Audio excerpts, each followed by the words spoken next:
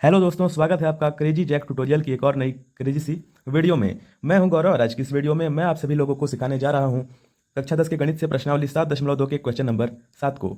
दोस्तों, इससे पहले के जितने भी क्वेश्चन हैं और इससे पहले की जितनी भी प्रश्नावलियां हैं, सबके लिंक आपको डिस्क्रिप्शन बॉक्स में मिल जाएंगे। तो अगर आप सभी चाहो तो वहाँ से जाकर के उनको भी देख सकते हो, और इस वाली प्रश्नावली की लिंक आपको यहाँ पर आई बटन में भी आ रही होगी।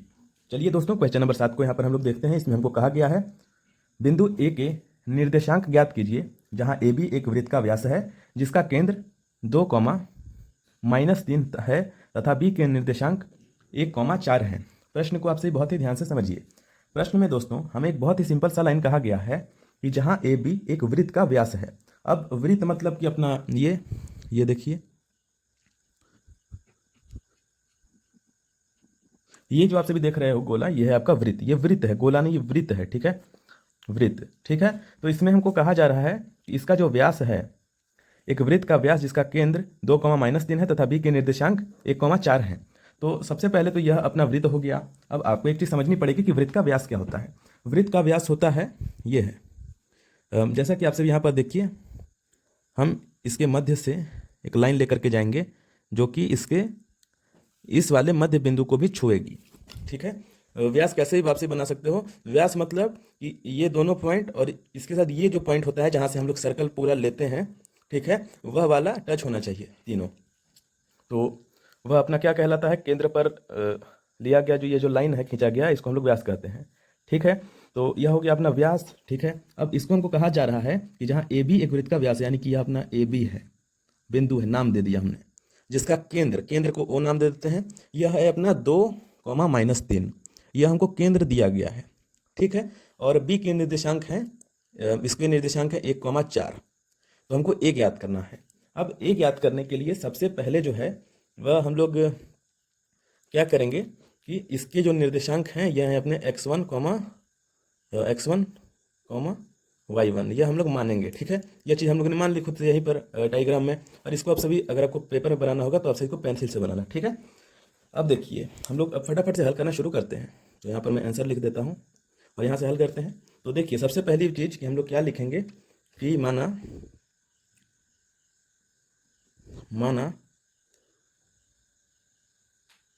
माना बिंदु ए के निर्देशांक क्या है अपने, x1, y1 है, y1 है। ठीक है, यह चीज़ हम लोगों ने मान ली, सिंपल सी बात है। यह अपना x1, यह y1, और यह अपना x2, यह है y2। अब हमको कहा गया है कि हमको इसके निर्देशांक ज्ञात करने हैं। इसके निर्देशांक हम लोग निकालेंगे मध्य बिंदु के सूत्र की सहायता से। तो मध्य बिंदु होता है अपना, मध्य बिंदु के निर्देशांक यानी कि कोऑर्डिनेट्स। ठीक है, यह जो अपने निर्देशांक होते हैं, इसके निर्देशांक यह होते हैं। पेज को मैं थोड़ा सा ऊपर कर लेता हूं दोस्तों। यह देखिए, यहाँ से हम लोग करते हैं। तो x बराबर होता है अपना x1 प्लस में y1/2, और y बराबर में होता है, सॉरी y1 नहीं, x1 प्लस में x2, सॉरी x1 प्लस में x2/2, और y बराबर होता है y1 प्लस में y2/2। ठीक है, यानी कि जिसका भी ज्ञात करना है उसको आधा कर देना है, बस दोनों को जोड़ करके, तो सिंपल सी बात है। ठीक है, यह चीज़ आपको पता चल गई। और x1 तो अपना यह रहा, और x2 है ये वाला एक, यहाँ पर y1 ये रहा, और y2 है 4, और ये जो x और y है इसके स्थान पर हम लोग इसको रखेंगे, ये x और ये y। ठीक है, आइए रखते हैं। तो यहाँ पर देखिए x के स्थान पर 2 रखना है। तो 2 बराबर में होगा x1 है अपना, देखिए x1। ठीक है, और प्लस का x2 है अपना क्या, 1/2। सेम चीज़ y के साथ करेंगे तो y बराबर में होगा y1 प्लस में y2 है अपना 4/2। यह चीज़ कर ली हम लोगों ने। अब देखिए, मैं आपको इतना बेसिक से समझा रहा हूँ, इतना फंडामेंटल लेवल से, कि अगर आपसे भी डायरेक्टली इस क्वेश्चन को भी देख रहे होगे तो भी आपको समझ में आ रहा होगा। समझ में आ रहा है तो प्लीज़ लाइक कर देना। चैनल पर जितने भी लोग नए हो सब्सक्राइब करके बेल वाले आइकन को दबा करके ऑल पर सेलेक्ट कर देना।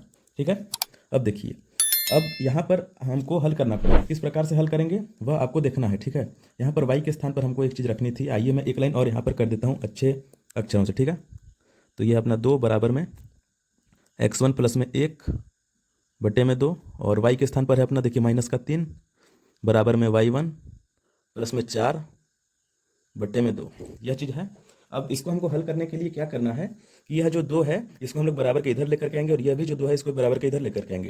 तो अभी जो है देखिए कोई भी संख्या अगर बराबर के दूसरे साइड में भाग में रहती है, यानी कि ये देखिए बट्टे में है यानी कि भाग में है, सिंपल सी बात है। अब भाग से जब हम बराबर के दूसरी साइड लेकर के जाते हैं तो भाग से गुने में जाती है। ये चीज़ आपको पता भी होगी कि प्लस होगा तो माइनस हो जाएगा, इधर माइनस होगा तो इधर जाते हुए प्लस हो जाएगा, गुने में है तो भाग हो जाएगा, इधर भाग में है तो इधर लाते हुए गुने हो जाएगा। तो यहाँ पर भाग में है तो इधर गुणा में होगा, तो ये हो जाएगा 2 गुने में 2 बराबर में x1 प्लस में 1। इसके साथ भी वही होगा, तो ये हो जाएगा अपना -3 गुणे में 2 बराबर में y1 प्लस में 1, सॉरी 4 है ये, सॉरी। अब देखिए 2 दूनी ये हो जाएगा अपना 4 बराबर में x1 प्लस में 1, और यह हो जाएगा -6 बराबर में y1 प्लस में 4। यह चीज़ है, ठीक है, बहुत ही सिंपल सी चीज़ है, ये होगा आपको समझ में आ रहा होगा।